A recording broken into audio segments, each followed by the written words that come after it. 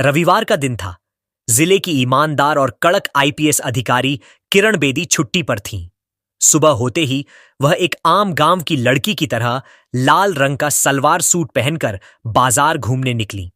उन्हें देखकर कोई सोच भी नहीं सकता था कि वह जिले की सबसे बड़ी पुलिस अफसर हैं। सड़क पर चलते हुए उनकी नजर सड़क के दूसरी तरफ खड़े एक बुजुर्ग पानीपुरी वाले पर पड़ी। उम्र लगभग 50 साल थी और नाम था हरिकिशन दयाल। पानीपुरी देखते ही किरण बेदी के मुंह में पानी आ गया। वह तुरंत ठेले के पास पहुंची और मुस्कुराते हुए बोली, अंकल, मेरे लिए 20 रुपए की पानीपुरी लगा दीजिए। हरिकिशन दयाल ने फटाफट प्लेट तैयार की और पानीपुरी खिलाने लगा। किरण बेदी बड़े चाव से पानीपुरी खा ही रही थीं कि तभी अचानक एक मोटरसाइकिल पास आकर रुकी। बाइक पर इलाके का बदनाम और भ्रष्ट इंस्पेक्टर भैरव प्रताप राठौड़ बैठा था। उसने बाइक साइड में खड़ी की और अकड़ दिखाते हुए बोला, ओ बूढ़े, मुझे भी पानीपुरी खिला, एक प्लेट लगा। हरिकिशन दयाल डरते हुए चुपचाप दूसरी प्लेट दे देता है। पानीपुरी हाथ में लेते ही भैरव प्रताप राठौड़ की नजर किरण बेदी पर पड़ती है और वह बेहुदा अंदाज में बोलता है, क्या मैडम बड़े मजे से खा रही हो? हमें भी अपने हाथों से खिला दो, तुम्हारे हाथों से खाएंगे तो स्वाद ही अलग होगा। किरण बेदी उसकी बातों को अनसुना कर देती हैं और चुपचाप पानीपुरी खाती रहती हैं। लेकिन भैरव फिर बोलता है, अरे इतनी अकड़ क्यों दिखा रही हो? कहो तो तुम्हारे लिए फ्री में दूसरी प्लेट भी लगवा दूं। पैसे की टेंशन मत लो, जितना चाहो उतना खाओ। उसे जरा भी अंदाजा नहीं था कि जिसे वह आम लड़की समझकर छेड़ रहा है वही जिले की आईपीएस अधिकारी किरण बेदी हैं।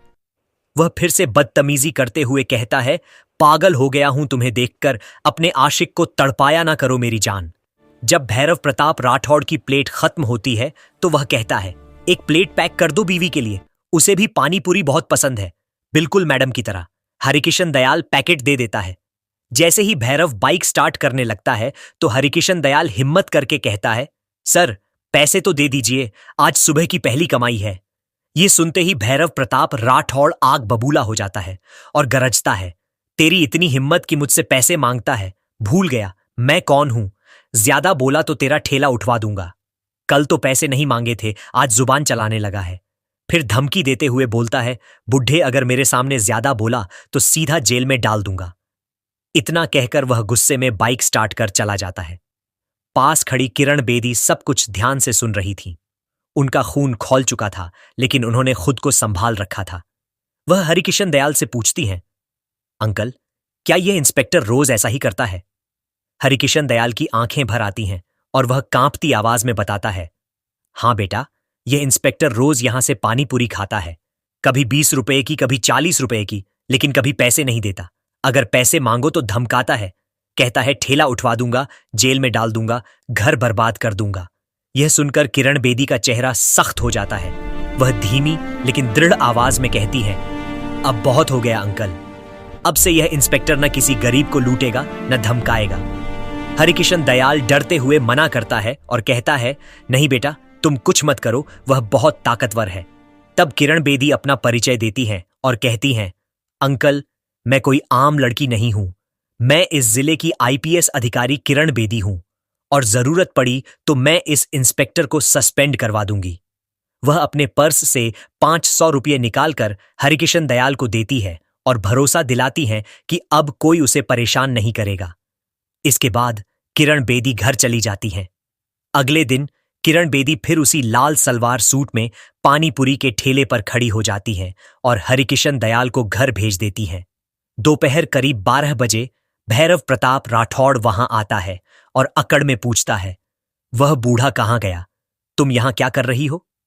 किरण बेदी शांत स्वर में कहती हैं, वह मेरे पिता हैं, आज उनकी तबीयत ठीक नहीं है, इसलिए मैं ठेला संभाल रही हूं। बताइए आपको क्या चाहिए?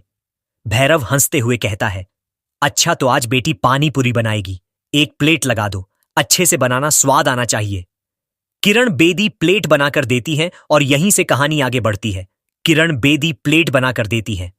भैरव प्रताप राठौड़ पानीपुरी खाते हुए घूर कर देखता है और बदतमीजी भरे लहजे में बोलता है, आज तो पानीपुरी के साथ मजा ही आ गया। वैसे तुम भी बहुत खूबसूरत हो, मन करता है तुम्हें भी खा लिया जाए। किरण बेदी उसकी बातों पर कोई प्रतिक्रिया नहीं देती और शांत खड़ी रहती है। पानी पूरी खत्म करके भैरव जाने लगता है तो किरण बेदी उसे रोक कर कहती हैं, सर, पानी पूरी के पैसे दीजिए। यह सुनते ही भैरव भड़क जाता है और गुस्से में बोलता है, कल तुम्हारे बाप को पैसे नहीं दिए थे और आज तू मुझसे पैसे मांग रही है, ज्यादा जुबान मत चला। मेरे पास पैसे नहीं हैं। वह आगे बढ़ने लगता है। किरण बेदी मजबूती से कहती हैं, बिना पैसे दिए आप नहीं जा सकते। यह हमारी मेहनत की कमाई है। अगर आप पैसे नहीं देंगे तो हमारे घर का चूल्हा नहीं जलेगा। कृपया हमारे हक के पैसे दीजिए। इतना सुनते ही भैरव प्रताप राठौड़ आपे से बाहर हो जाता है। वह जोरदार थप्पड़ किरण बेदी के गाल पर मार देता है और गरजते हुए बोलता है, ज्यादा अकड़ दिखा रही है तू मुझे जानती नहीं है। मैं चाहूं तो अभी तुझे जेल में डाल दूं। तेरे बाप तो डर के मारे कुछ नहीं बोलते और तू मुझसे बहस कर रही है। इतना कहकर वह ठेले पर लात मार देता है। सारा सामान बिखर जाता है। पानी पूरी जमीन पर गिर जाती है। फिर ताना मारते हुए कहता है, अब ले अपने पैसे। कल से अगर यहां ठेला लगाया तो तेरी खैर नहीं। अपने बाप से कह देना ये जगह छोड़ दे। इतना कहकर वह वहां से चला जाता है। लेकिन उसे जरा भी अंदाजा नहीं था कि जिस लड़की को वह थप्पड़ मारकर अपमानित कर गया है वह कोई आम लड़की नहीं बल्कि जिले की आईपीएस अधिकारी किरण बेदी हैं। उधर किरण बेदी गुस्से से कांप रही थीं, लेकिन खुद को संभालते हुए उन्होंने हरिकिशन दयाल को बुलाया और ठेला सीधा करवाया। गिरी हुई पानी पूरी समेटी गई। किरण बेदी ने कहा, अंकल, इंस्पेक्टर ने बहुत गलत किया है। मैं उसकी तरफ से आपसे माफी मांगती हूं। आपका सामान खराब हो गया है, इसलिए यह 2000 रुपए रख लीजिए। हरिकिशन दयाल पैसे लेने से झिझकता है, लेकिन किरण बेदी जबरदस्ती पैसे दे देती हैं। फिर दृढ़ स्वर में कहती हैं, चिंता मत कीजिए, मैंने पहले से ही यहां एक छुपा हुआ सीसीटीवी कैमरा लगवा रखा था। इंस्पेक्टर की सारी हरकतें रिकॉर्ड हो चुकी हैं। अब वह बच नहीं पाएगा। कल आपको कोर्ट में गवाही देनी होगी। हरिकिशन दयाल हामी भरता है और कहता है, ठीक है बेटी, तुम जो कहोगी वही करूंगा।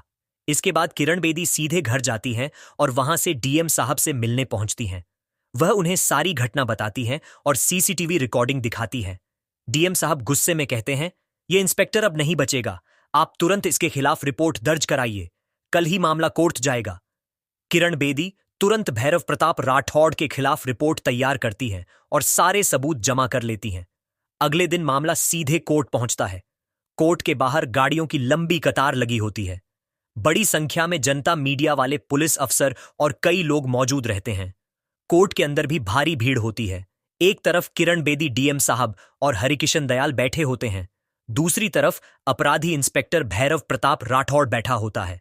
उसके चेहरे पर डर साफ दिखाई देता है। जज साहब गवाही शुरू करने का आदेश देते हैं।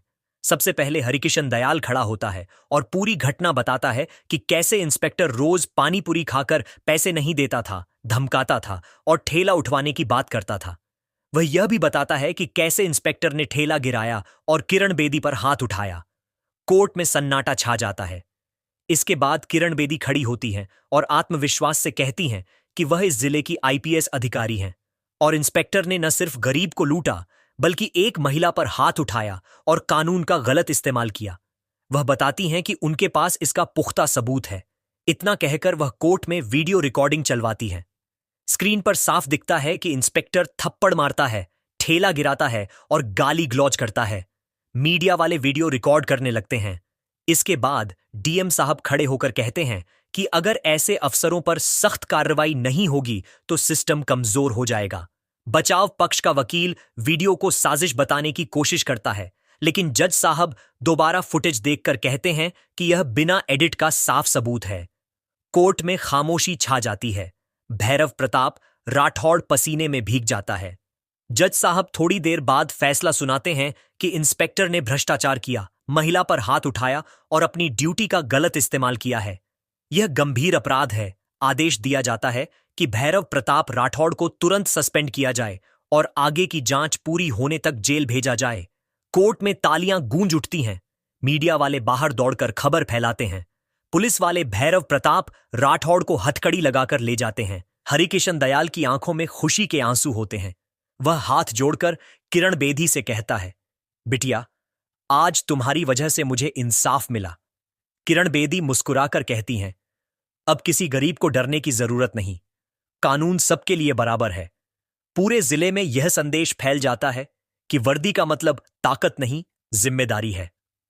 दोस्तों, अगर आपको यह कहानी पसंद आई हो तो इसे लाइक करें, ज्यादा से ज्यादा शेयर करें और हमारे चैनल स्टोरी मंथन को सब्सक्राइब जरूर करें, क्योंकि यहां आपको मिलती हैं ऐसी ही रोमांचक और ज्ञानवर्धक कहानियां।